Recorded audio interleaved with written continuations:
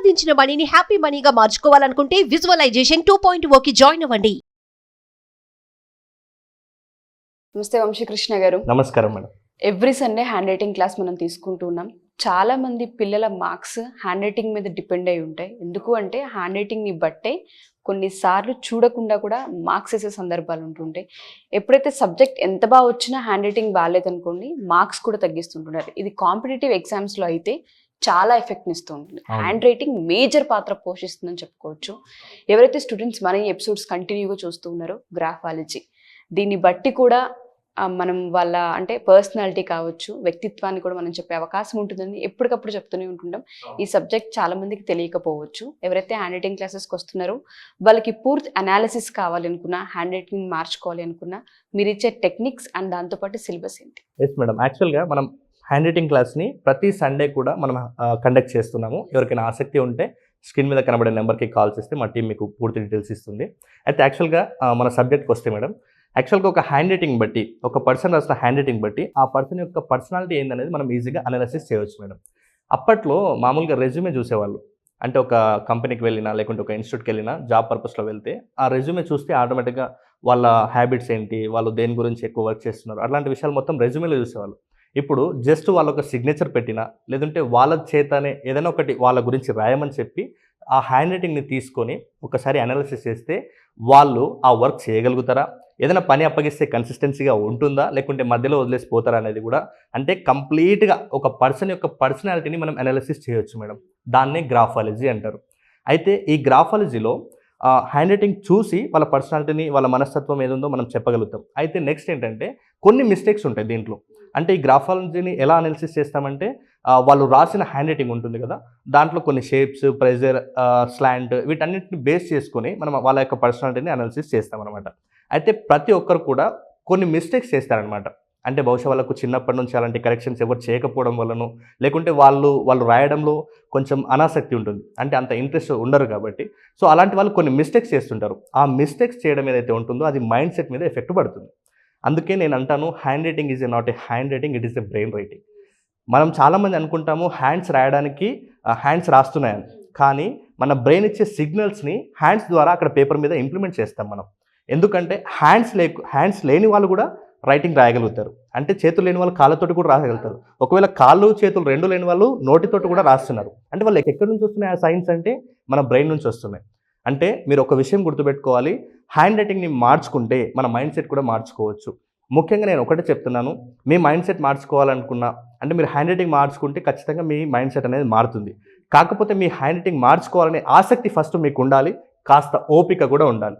ఈ రెండు ఉంటే ఆటోమేటిక్గా మీకు హ్యాండ్ రైటింగ్ మారుతుంది, దాంతోపాటు మీ యొక్క మైండ్ సెట్ కూడా మారుతుంది అనమాట. అయితే ఈ వీడియోలో మీద మనం కొన్ని లక్షణాలు చూసి, అంటే జనరలైజ్ చేసి కొన్ని పాయింట్స్ మనం డిస్కస్ చేసుకుందాం. సో మీరు మ్యాక్సిమం ఎవరైతే ఆడియన్స్ ఉన్నారో, మీ పాతవి మీరు హ్యాండ్ రైటింగ్ రాసి ఉన్నవి కొన్ని నోట్బుక్స్ ఉంటాయి, ఒకసారి దాన్ని పక్కకు పెట్టుకొని నేను చెప్పే ఇన్స్ట్రక్షన్స్ బట్టి మీరు ఎలాంటి మనస్తత్వం కలిగి ఉన్న వాళ్ళో ఒకసారి చెక్ చేసుకోండి. షూర్ అండి. ఓకేనా మేడం? ఇది సైంటిఫికల్గా ప్రూవ్ అయిన సబ్జెక్ట్, అదేదో నేను చెప్పడం కాదు, సైంటిఫికల్గా ప్రూవ్ అయినటువంటి సబ్జెక్ట్ అది. ఖచ్చితంగా ఇప్పటికీ దాన్ని కొన్ని కంపెనీస్, కొన్ని ఇన్స్టిట్యూట్ కూడా ఇప్పటికీ ఇంప్లిమెంట్ చేస్తున్నాయి. ఫస్ట్ వచ్చేసి ప్రెజర్ మేడం. అంటే చాలామంది ఇప్పుడు ఒక పేపర్ మీద ఏదో ఒక డాటా రాస్తారు. డాటా రాసిన తర్వాత ఈ ప్రెజర్ అనేది, అంటే ఈ ప్రెజర్ ఎలా తెలుస్తుందంటే, ఒక పేపర్ రాసిన తర్వాత మనం ఆ పేపర్ని బ్యాక్ సైడ్ చూస్తే కొంత ప్రింట్లా అనిపిస్తుంది, చేతికి గరకలు కనిపిస్తుంది. ఈ ప్రెజర్ ఒక పర్సన్ యొక్క ఎమోషనల్ ఇంటెన్సిటీని తెలుపుతుంది అనమాట.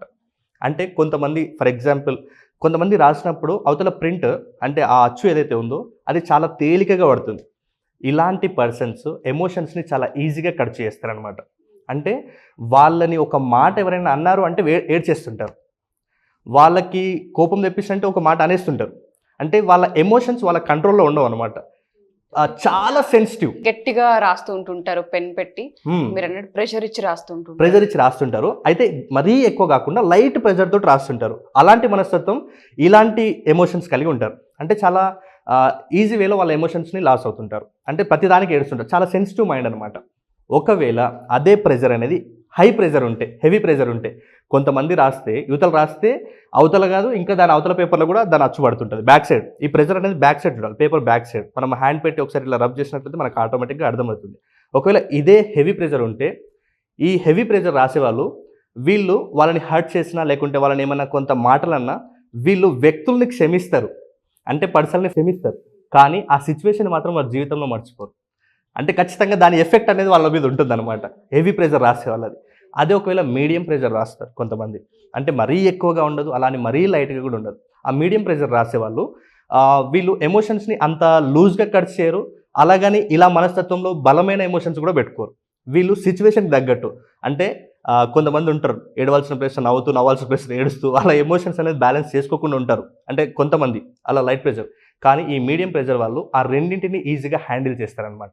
అంటే వాళ్ళు ఎమోషన్ ఉండాల్సిన ప్లేస్లో ఎలా ఉండాలో వాళ్ళకి తెలుసు, హ్యాపీనెస్గా ఉండాల్సిన ప్లేస్లో ఎలా ఉండాలో వాళ్ళకి తెలుసు. అంటే ఏ విషయాన్ని వాళ్ళు ఎమోషన్గా ఎక్స్ప్రెస్ చేయాలి, ఏ విషయాన్ని బాధగా ఎక్స్ప్రెస్ చేయాలి, ఏ విషయాన్ని కోపంగా ఎక్స్ప్రెస్ చేయాలి అనేది ఈ మీడియం ప్రెజర్ వాళ్ళకి ఖచ్చితమైన ఆ బ్యాలెన్సింగ్ ఉంటుందన్నమాట. అంటే ఆ లైట్ ప్రెజర్ లాగా ఈజీగా ఎమోషన్స్ని ఖర్చు చేయరు అనే ఉద్దేశం అనమాట. ఇది ప్రెజర్ని బట్టి. నెక్స్ట్ వచ్చేసి సైజు. చాలామంది రాస్తుంటారు హ్యాండ్ రైటింగ్ రాసేటప్పుడు చాలా పెద్ద పెద్ద అక్షరాలు రాస్తుంటారు, కొంతమంది చాలా చిన్న అక్షరాలు రాస్తుంటారు, కొంతమంది మరీ అంటే మీడియం సైజులో అక్షరాలు రాస్తుంటారు అనమాట. అయితే చాలామంది ఎవరైతే పెద్ద పెద్ద అక్షరాలు రాస్తుంటారో మనం దీన్ని ఎక్కడ చూడొచ్చు అంటే చిన్నపిల్లల్లో చూడొచ్చు. చాలా పెద్ద పెద్ద అక్షరాలు రాస్తుంటారు, అంటే వాళ్ళకి అప్పుడు ఆ కాన్సన్ట్రేషన్ అనే దాని మీద వాళ్ళ యొక్క ఆ ఎఫెక్ట్ అనేది తెలియదు అనమాట. అంటే ఎలా కాన్సన్ట్రేషన్ చేయాలనేది వాళ్ళకు ఆ ఏకాగ్రత, ఆ పాయింట్ ఆఫ్ వ్యూ వాళ్ళకు ఎప్పుడు కూడా అనుభవం లేదు అని అర్థం. అంటే పెద్ద పెద్దగా రాసే వాళ్ళు అర్థం చేసుకోవాలి, వాళ్ళకి కాన్సన్ట్రేషన్ సరిగా ఉండదు. ఒకవేళ మనం ఏదైనా పని చెప్పినా వాళ్ళు ఎఫెక్టివ్గా ఆ పని మీద వర్క్ చేయలేరు. నెక్స్ట్ వచ్చేసి మరీ చాలా చిన్నగా రాసేవాళ్ళు.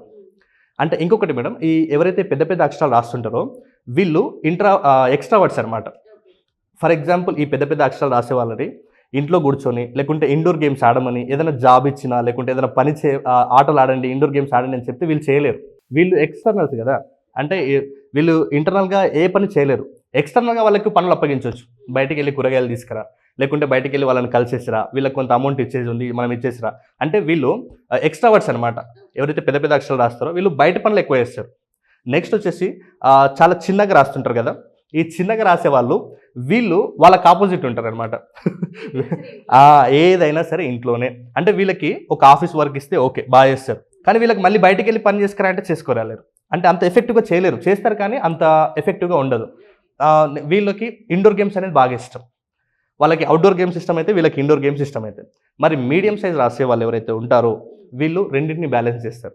అంటే కొన్నిసార్లు వీళ్ళు ఇంట్రావర్ట్గా ఉంటారు, కొన్నిసార్లు ఎక్స్ట్రావర్ట్గా కూడా ఉంటారు. కాబట్టి ఈ రెండింటిని, అంటే మనం ఇప్పుడు ఇందాక ప్రెజర్ని బట్టి చూసాము, నెక్స్ట్ సైజుని బట్టి కూడా చూసాము అనమాట. ఇలాంటి బిహేవియర్స్ ఉంటాయి అనమాట ప్రతి ఒక్కరిలో కూడా. దెన్ నెక్స్ట్ వచ్చేసి స్పేస్ మేడం. కొంతమంది రాస్తుంటారు ఒక పదానికి ఇంకొక పదానికి మధ్యలో గ్యాప్ ఎంత ఉందంటే ఇంకొక పదాన్ని కూడా తీసుకొచ్చి రాయొచ్చు దాని మీద. అందులో నేను ఉన్నాను. అయితే ఇలాంటి క్యారెక్టర్ ఉన్న వాళ్ళు, అంటే ఇలాంటి రైటింగ్ స్టైల్ ఉన్న వాళ్ళు వీళ్ళు డబ్బుల్ని ఎక్కువగా ఖర్చు చేస్తుంటారు. మీరు బాగా మా ఇంట్లో నాకు అదే ఎక్కువ తిడుతూ ఉంటారనమాట, డబ్బులు ఎక్కువ ఖర్చు చేస్తుంటారని. చాలా గ్యాప్ ఇచ్చి రాస్తా పదానికి మధ్య. ఎస్, ఇలాంటి క్వాలిటీ హ్యాండ్ రైటింగ్ స్టైల్ ఉన్న వాళ్ళు ఖచ్చితంగా డబ్బుల్ని ఈజీగా ఖర్చు చేస్తుంటారు. వాళ్ళు ఎంత కంట్రోల్ చేయాలని చూసినా కూడా అది ఆగదు. అంటే అక్కడ ఏమవుతుందంటే వాళ్ళ మైండ్ సెట్ అది, దేన్ని చూసినా ఇప్పుడు వాళ్ళకి కొనాలి అనిపించింది, ఏదైనా చేయాలనిపించింది చేసి పడేస్తారు అంతే, దాంట్లో ఇంకో సెకండ్ థాట్ అనేది ఉండదు. కాబట్టి వాళ్ళు డబ్బులు ఈజీగా వాళ్ళ చేతిలో ఖర్చు అయిపోతుంటాయి. ఇంకా కొంతమంది రాస్తుంటారు చాలా చిన్నగా, అంటే అసలు స్పేస్ ఉందా లేదా కూడా మనం అబ్జర్వ్ చేయలేము. అంటే వర్డ్కి వర్డ్ మధ్య స్పేస్ ఇవ్వరు, వీళ్ళు పిసినారి. అంటే వీళ్ళు ఖర్చు పెట్టాల్సిన ప్లేస్లో కూడా డబ్బుల్ని ఖర్చు చేయరు. వీళ్ళకి తెలియదు అనమాట ఎక్కడ డబ్బులు ఖర్చు పెట్టాలి, ఎక్కడ ఇన్వెస్ట్ చేయాలి, ఎక్కడ పెట్టకూడదు అనే విషయాల పట్ల వీళ్ళకి కన్సిస్టెన్సీ అనేది ఉండదు అనమాట. సో ఆ స్పేస్ ఎవరైతే ఎక్కువ ఇస్తారో వాళ్ళు ఎక్కువ డబ్బులు ఖర్చు పెడతారు, ఆ స్పేస్ తక్కువ ఇస్తారు కదా వీళ్ళు చాలా పిసినారిగా తనంగా ఉంటుంది. అంటే ఎక్కడ ఖర్చు చేయాలో తెలియదు అనమాట. పిసినారి అంటే మళ్ళీ వాళ్ళకి వాళ్ళు కూడా ఖర్చు పెట్టుకోలేనంత స్థితిలో అయితే ఉండరు, కాకపోతే బయట జనాల దృష్టిలో కానీ లేకుంటే చూడడానికి కానీ సమాజంలో అలా వాళ్ళ బిహేవియర్ అని ఉంటుంది. నెక్స్ట్ కొంతమంది మీడియం సైజ్, అంటే మరీ ఎక్కువ స్పేస్ ఇవ్వరు, అలాగని మరీ దగ్గర కూడా రాయారు, మీడియం ఇస్తారు. వీళ్ళకి తెలుస్తుంది ఎక్కడ ఇన్వెస్ట్మెంట్ చేయాలి, ఎక్కడ స్పెండ్ చేయాలి, ఎక్కడ ఖర్చు పెట్టాలి, ఎక్కడ ఖర్చు తగ్గించాలనే విషయాలు వీళ్ళు బ్యాలెన్స్ చేయగలుగుతూ ఉంటుంటారు. మీరు అన్నట్టుగానే ఎక్కువ గ్యాప్ ఇచ్చి కావచ్చు, లేదంటే పదాలకు అసలు కనీసం గ్యాప్ లేకుండా కావచ్చు. ఇవి రెండు డేంజరే. కంప్లీట్గా అటు కాకుండా ఇటు కాకుండా ఎవరైతే బ్యాలెన్స్డ్గా రాస్తూ ఉంటుంటారో అన్ని విషయాల్లోనూ బ్యాలెన్స్డ్గా ఉంటారని చెప్పుకోవచ్చు. Yes madam. నెక్స్ట్ ఇప్పుడు మనం దీంట్లో స్పేసింగ్ గురించి చూసాం కదా, నెక్స్ట్ స్లాంట్ గురించి చూద్దాం. కొంతమంది రాసేటప్పుడు అక్షరాన్ని రైట్ సైడ్ బెండ్ చేసి రాస్తారు, కొంతమంది లెఫ్ట్ సైడ్ బెండ్ చేసి రాస్తారు, కొంతమంది 90 డిగ్రీస్లో రాస్తారు అనమాట. ఎవరైతే ఈ 90 డిగ్రీస్లో లెటర్స్ని రాస్తారో అంటే స్ట్రైట్గా రాస్తుంటారు, అది లెఫ్ట్కు బెండ్ కాదు, రైట్కి కూడా బెండ్ కాదు, ఇలా స్ట్రైట్గా రాసే వాళ్ళు లాజిక్ మైండ్ సెట్తో ఉంటారనమాట. ఇంకొకటి, వీళ్ళు అంత ఈజీగా వాళ్ళ ఎమోషన్స్ని ఎక్స్ప్రెస్ చేయలేరు అనమాట. వీళ్ళు ఒక రిజర్వ్డ్ పర్సన్స్ అనమాట. అంటే ఒక రిజర్వ్డ్ పర్సన్ లాగా వీళ్ళు బిహేవ్ చేస్తుంటారు. నెక్స్ట్ వచ్చేసి లెఫ్ట్ స్లాంట్ ఉంటుంది. మీరు అబ్జర్వ్ చేయండి, ఈ లెఫ్ట్ స్లాంట్ అనేది చాలా డేంజర్ మేడం. దీన్ని ఇంట్రోవర్ట్స్ అంటారు. అంటే వీళ్ళ ఎమోషన్స్ని కూడా వీళ్ళంతటా వీళ్ళే దాచుకుంటారు. ఫర్ ఎగ్జాంపుల్ మనం శృతి హాసన్ చూస్తాం కదా ఒక సినిమాలో, రేసుగురం సినిమా, ఏ ఎమోషన్ అయినా కూడా వాళ్ళంతటా వాళ్ళే అంటారు అనమాట. ఇలాంటి వాళ్ళు అంటే వాళ్ళు కనీసం ఒకరి దగ్గర ఎక్స్ప్రెస్ చేస్తే వాళ్ళని భావాలు తెలుసుకునే వాళ్ళకు అవసరమైన దగ్గర మనం ఏదైనా మాట సహాయం కానీ డబ్బు సహాయం కానీ చేయొచ్చు. కానీ ఈ ఇంట్రోవర్ట్స్ ఏంటంటే వాళ్ళకు బాధ వచ్చినా సంతోషం వచ్చినా వాళ్ళ ఫీల్ని అంత ఫ్రీగా ఎక్స్ప్రెస్ చేయరనమాట. దీంతో ఏమవుతుందంటే కొంతమంది డిసప్పాయింట్ చెందిన వాళ్ళు ఉంటారు కొంతమంది. ఇలాంటి పిల్లలు ఒకవేళ మీ ఇంట్లో ఉంటే వాళ్ళకి ఖచ్చితంగా మీ సపోర్ట్ ఉండాలి. వాళ్ళని ఎప్పుడు కూడా ఒంటరిగా వదిలేయకూడదు పొరపాటున కూడా. ఇలాంటి ఇంట్రోవర్ట్సే అంటే ఎమోషన్స్ అనేది కంట్రోల్ చేసుకోలేరు అనమాట, తొందరలో ఏమైనా చేయొచ్చు అనమాట. కాబట్టి ఈ ఇంట్రోవర్ట్స్ ఎవరైతే ఉన్నారో వెంటనే వాళ్ళ హ్యాండ్ రైటింగ్ చేంజ్ చేసే ప్రయత్నం చేయాలి. నెక్స్ట్, కొంతమంది రైట్ స్లాంట్ రాస్తుంటారు. మన ఇంగ్లీష్ హ్యాండ్ రైటింగ్లో బెస్ట్ స్లాంట్ ఏదంటే right slant is the right slant. Right side రాయడమే రైట్ అన్నమాట. కాబట్టి ఇలా రైట్ సైడ్ రాయడం అనేది వీళ్ళు ఎమోషన్స్ని చాలా ఏదైతే చెప్పాలనుకుంటున్నారో వాళ్ళు ఈజీగా చెప్పేస్తారు. అంటే అవతల వాళ్ళకి అర్థమయ్యేటట్టుగా చాలా ఈజీగా చెప్తారు. అది ఎక్స్ట్రావర్ట్స్ బిహేవియర్ అనమాట. వీళ్ళు ఏదైనా పని చేయాలన్నా వీళ్ళ లోపల ఇంట్రెస్ట్ కానీ లేకుంటే వీళ్ళు ఏదైనా కాన్సన్ట్రేషన్ పర్పస్ కానీ ఇవన్నీ కూడా చాలా స్ట్రాంగ్గా ఉంటాయి వీళ్ళ లోపల. సో స్లాంట్ అనేది చాలా చాలా మ్యాండేటరీ. స్ట్రైట్ స్లాంట్ ఉన్న అంటే ఒకవేళ మీరు మామూలుగా నాన్ కర్సివ్ అయితే స్ట్రైట్ స్లాంట్తో రాస్తుంటారు. ఒకవేళ కర్సివ్లో అయితే maximum cursive and non cursive రెండు కూడా మీరు రైట్ సైడ్ బెండ్ చేయడానికి మ్యాక్సిమం ప్రయారిటీ ఇవ్వండి. నెక్స్ట్ వచ్చేసి కొంతమంది మన ఇంగ్లీష్లో మేడం హ్యాండ్ రైటింగ్లో 3 టైప్స్ ఆఫ్ జోన్స్ ఉంటాయి. ఒకటి upper zone, mid zone, lower zone అని. మనం మామూలుగా కర్సివ్ హ్యాండ్ రైటింగ్ చూస్తుంటే అర్థమవుతుంది. కొంతమంది ఏం చేస్తుంటారంటే లెటర్స్ రాసేటప్పుడు పైకి వెళ్తుంటుంది, ఇట్లా ఇక్కడ స్టార్ట్ చేస్తే అది పైకి వెళ్తుంటుంది. ఇలా వెళ్ళే వాళ్ళు ఫ్యూచర్ ప్లాన్స్ వీళ్ళకి బలంగా ఉంటాయి. గోల్స్ పట్ల ప్లాన్స్ పట్ల వీళ్ళు ఎఫెక్టివ్గా వర్క్ చేస్తారనమాట. నెక్స్ట్, ఎవరైతే మిడ్ స్లాంట్లో రాస్తుంటారు, ఒకటే స్లాంట్లో రాస్తుంటారు, ఈవెన్ అది వైట్ పేపర్ అయినా కూడా సరే, వీళ్ళు ప్రజెంట్లో నివసించడానికి ఎక్కువ ఇష్టపడతారు. అంటే ఫ్యూచర్ గురించి పెద్దగా ఆలోచన ఏం పెడతారు. ఇప్పుడు బాగుంది కదా, ఓకే బాగుంది, ఓకే ఆల్ రైట్, ఇంతలోనే ఉంటారు. ఒకవేళ ఈ లోయర్ పోతుంటాయి కదా, కొంతమంది రాసేటప్పుడు కిందికి పోతుంటారు, వీళ్ళతోటే ప్రమాదం ఉంటుంది స్టార్ట్. సిగ్నేచర్ విషయంలో కూడా మనం అబ్జర్వ్ చేయొచ్చు. అంటే ఒక వ్యక్తి, మనం ఇంతకుముందు చెప్పాను కదా మేడం, కొన్ని కంపెనీస్లో వాళ్ళ యొక్క హ్యాండ్ రైటింగ్ బట్టి వాళ్ళ పర్సనల్ చెప్తారు అనేది, వాళ్ళ హ్యాండ్ రైటింగ్ స్టైల్ని బట్టి వాళ్ళు అప్పర్కి పెడుతున్నారా, మిడిల్ పెడుతున్నారా, లోయర్ పెడుతున్నారా, దీన్ని బట్టి వాళ్ళ ఆలోచన ఎలా ఉంటే చెప్పవచ్చు. ఇంతకుముందు మనం చెప్పింది సేమ్ జోన్స్ పరంగా ఎలా ఉంటుందో హ్యాండ్ రైటింగ్ వాళ్ళు ఇలా ఇక్కడ లెఫ్ట్ స్టార్ట్ అయ్యి రైట్ సైడ్ వెళ్తే వాళ్ళకి ఉన్నతమైన భావాలు, ఫ్యూచర్లో మంచి గోల్స్, ప్లాన్స్ ఉన్నాయని అర్థం. ఒకవేళ స్టేట్లో రాస్తే వీళ్ళు కంఫర్ట్ జోన్లో ఉండడానికి ఇష్టపడతారని అర్థం. అదే కొంతమంది సిగ్నేచర్ ఇలా పెడుతుంటారు. ఇలాంటి వాళ్ళు అంటే వాళ్ళకి అలాంటి ఉన్నతమైన ఆలోచనలు ఉండవని గుర్తు చేసుకోవాలి. గోల్స్ కానీ ఏవి లేదు, కనిపించట్లేదని మనం అనుకోవచ్చు. అవును మేడం. సో ఏ విధంగా చూసుకున్న హ్యాండ్ రైటింగ్ అనేది అటు వ్యక్తిత్వ పరంగా కావచ్చు, అండ్ మామూలుగా మనం స్కిల్స్ వైజ్గా చూసుకుంటే ఏదైతే ఎగ్జామ్స్ ఉంటాయి వాటిలో హ్యాండ్ రైటింగ్ ఎంత ఇంపార్టెంటో జీవితానికి కూడా అంతే ఇంపార్టెంట్ అని అర్థమవుతూ ఉంటుంది.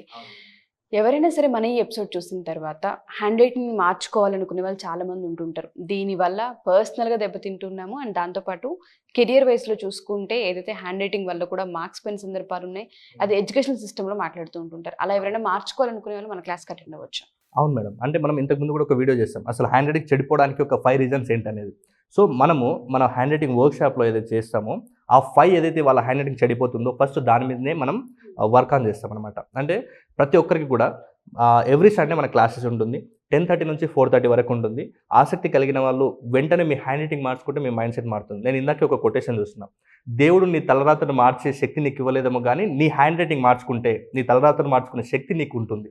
కాబట్టి దయచేసి గుర్తుపెట్టుకోండి, మీ హ్యాండ్ రైటింగ్ మార్చుకుంటే ఆటోమేటిక్గా మీ యొక్క మైండ్ సెట్, మీ యొక్క కాన్సన్ట్రేషన్ లెవెల్, మీ వర్క్ మీద ఫోకస్ చేసే ఆ కన్సిస్టెన్సీ, ఆటోమేటిక్గా మీకు ఒక పర్ఫెక్ట్ మైండ్ సెట్ రావడానికి హ్యాండ్ రైటింగ్ అనేది చాలా చాలా మ్యాండేటరీ.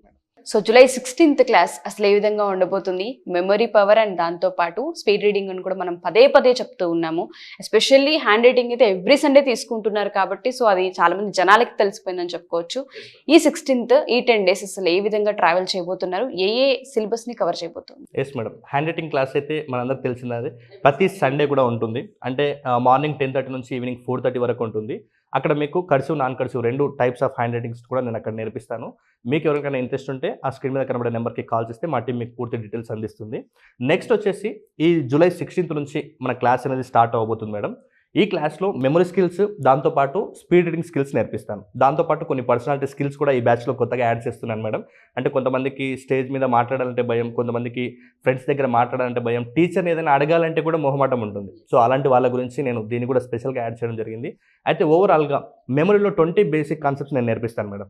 అంటే ప్రతిదాన్ని ఎలా గుర్తుపెట్టుకోవాలనే బేసిక్ కాన్సెప్ట్స్ ఉంటాయి కదా, ఆ 20 మెథడ్స్ నేను నేర్పిస్తాను.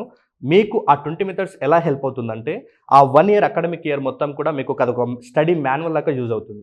కాబట్టి దాంతోపాటు అంటే ఈ మెమరీ టెక్నిక్స్తో పాటు స్పీడ్ రీడింగ్ స్కిల్స్ కూడా మనం ఈ క్లాసెస్కి ఎవరైతే రిజిస్టర్ చేసుకుంటారో వాళ్ళకి 2 మెటీరియల్స్ ఇస్తాం మేడం. అంటే మెమరీ స్కిల్స్కి స్పీడ్ రీడింగ్కి సంబంధించి ఆ స్పీడ్ రీడింగ్లో కూడా బేసిక్ అడ్వాన్స్ 2 టెక్నిక్స్ కూడా స్పీడ్ రీడింగ్లో నేర్పిస్తాను. బేసిక్ అయితే 5 టెక్నిక్స్ ఉంటాయి ఆటోమేటిక్గా. వాళ్ళు ఆ 5 టెక్నిక్స్ పాటిస్తే ఆటోమేటిక్గా వాళ్ళ యొక్క రీడింగ్ స్పీడ్ని 10x స్పీడ్కి పెంచవచ్చు. సో ఎవరైతే రిజిస్టర్ చేసుకుంటారో వాళ్ళకి ఆ 2 మెటీరియల్స్ ఇస్తాము. దాంతోపాటు నేను క్లాస్ రూమ్లో చెప్పి ఒక నోట్స్ రాసిస్తాను అనమాట వాళ్ళకి. సో అది వాళ్ళు పక్కన పెట్టుకుంటే వాళ్ళకి అదొక స్టడీ మాన్యువల్. నేను చెప్తుంటాను కదా, ప్రతిదానికి ఎలా వాడాలో ఉంటుంది. వాషింగ్ మిషన్ కొంటే ఒక మాన్యువల్ వస్తుంది, ఒక ఆల్అవుట్ కొంటే కూడా మాన్యువల్ వస్తుంది. మన స్టడీస్ చేయాలంటే దానికి కూడా ఒక మాన్యువల్ ఉండాలి కదా. ప్రతిదానికి ఒక ట్రైనింగ్ అవసరం, తర్వాతనే వర్క్ చేస్తున్నాం. సో మీ అందరి కోసం ఆ స్టడీస్ని ఎలా చేయాలి, న్యూమరికల్ డేటా కావచ్చు, లాంగ్ ఆన్సర్స్ కావచ్చు, షార్ట్ ఆన్సర్స్ కావచ్చు, జీకే కరెంట్ అఫైర్స్ కావచ్చు, ఏ ఇన్ఫర్మేషన్ ఉన్నా సరే ఎలా గుర్తుపెట్టుకోవాలనే విషయం పట్ల ఆ మాన్యువల్ నేను ఇచ్చే మెటీరియల్ చాలా బాగా హెల్ప్ అవుతుంది. థ్యాంక్ యూ వంశీ గారు, thank you so much. Thank you madam. So ఎవరైనా సరే మా ఈ ఎపిసోడ్ కనుక చూస్తే హ్యాండ్ రైటింగ్కి సంబంధించి ఎన్ని విషయాలు ఉన్నాయన్న సంగతి ఈ యొక్క ఎపిసోడ్లో వంశీ గారు చాలా క్లియర్గా ఎక్స్ప్లెయిన్ చేశారు. పేరెంట్స్ కావచ్చు, స్టూడెంట్స్ కావచ్చు, మా ఈ ఎపిసోడ్ చూస్తే హ్యాండ్ రైటింగ్ కనుక మార్చుకోవాలి అనుకున్నా, లేదా మీరు రాసే విధానంలో వంశీ గారు చెప్పారు ఒక్కొక్కరికి ఒక్కొక్క స్టైల్ ఉంటుందని, ఆ స్టైల్లో మీరు కనుక ఉండి ఆ స్టైల్ని మీరు మార్చుకోవాలి అనుకుంటే ఖచ్చితంగా every Sunday hand writing class జరుగుతూ ఉంటుంది. మీరు పర్సనల్గా ఈ వర్క్షాప్కి అటెండ్ అవ్వచ్చు. డీటెయిల్స్ కావాలి అనుకుంటే కింద స్క్రోల్ అవుతున్న కాంటాక్ట్ నెంబర్ని కాంటాక్ట్ చేస్తే వంశీ గారి మీకు పూర్తి వివరాలు అందిస్తారు. Thank you. సుమన్ టీవీలో మీ పర్సనల్ అండ్ బిజినెస్ ప్రమోషన్స్ కోసం కింది నెంబర్కి కాంటాక్ట్ చేయండి.